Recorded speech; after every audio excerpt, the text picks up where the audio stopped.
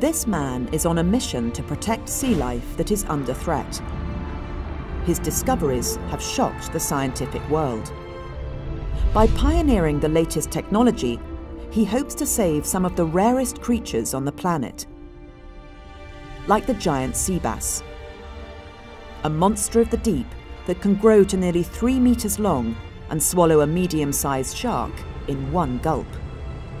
They're the closest thing you can get to being extinct.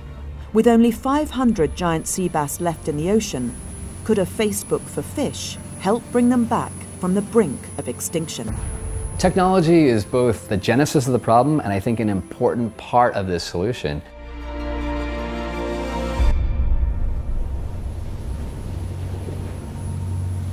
Douglas Macaulay is a professor of marine sciences at the University of California, Santa Barbara. He's on his way to the Channel Islands off the coast of California. This unique and delicate ecosystem was made into a network of marine protected areas, parts of the ocean where fishing is restricted or banned. Many scientists believe that creating more of these areas could be key to saving some of the thousands of marine species currently at risk of disappearing forever. This whole area right here, primo. That sounds great. A lot of marine life. The giant sea bass used to thrive along the Pacific coast, but sport fishing and gillnet fishing have decimated the population. Last year, 97 of them were sold in California alone. That's 1/5 of the current population. All around the world, advances in technology are allowing fishermen to go further and deeper than ever before. We're in a pretty serious point now for the future oceans, but what I see is an opportunity. In the midst of all this bad news, we have more science that is telling us how to react to these threats than we've ever had before. Marine protected areas currently make up 3.7% of the ocean, but critically endangered fish like the giant sea bass don't respect these borders. Doug's work is helping to establish where else and why fishing should be banned or restricted. We'll also be putting down a baited underwater camera to try to collect some of those images of giant sea bass if they're in the area. Of course, they are rare. Let's just hope luck is with us today. Conventional tagging methods are hard to use with rare species like the giant sea bass. So to track them, Doug has developed a novel alternative. He's building a photographic database that can map their locations, a kind of Facebook for fish. This is the baited remote underwater camera. It's focused here on our bait cage. We'll get this guy set up and ready to go.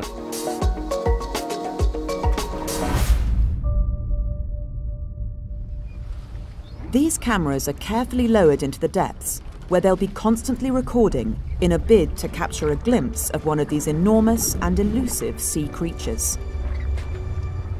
It's a magical experience. And you look down beneath your fins and there is wildness. You have these 100-foot fronds that grow from the bottom to the surface, leaking through the canopy of this kelp forest, rays of sunlight. It really feels like an underwater cathedral. Every time I go in there, I'm blown away.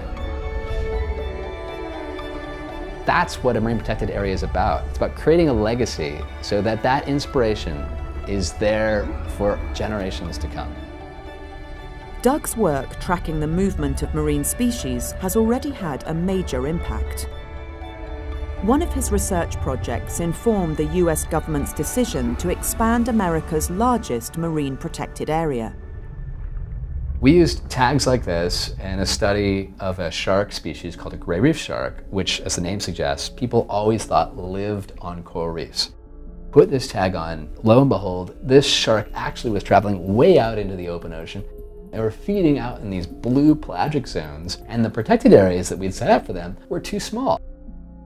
So it's a really great example of how a piece of technology, when you strap it to a shark, it can tell you how to be smarter at setting up protected areas. After his success with GPS for sharks, Doug hopes that his Facebook for giant sea bass could lead to similar results.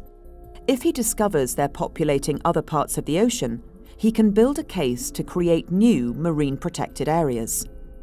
And again, it's a piece of technology that could make the difference. Back in the lab, Doug is reviewing footage from recent dives. Here, coming out of the corner, another giant sea bass, coming in so close that you can actually see the parasites on its head. Interestingly, this guy's got some scars on his pectoral fin and a fishing line hanging off of him. That's a guy who has a hook there that it will be lodged in its jaw.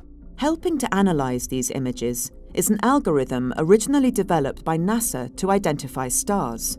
But Doug and his team are now using it to identify fish. On both sides of a giant sea bass, there are spots, and those spots are unique. Accidentally, these giant sea bass are carrying their own barcode on the sides of their bodies. The algorithm can quickly scan and identify individual fish. So far, Doug has catalogued 115 of this critically endangered species and is mapping their migration patterns.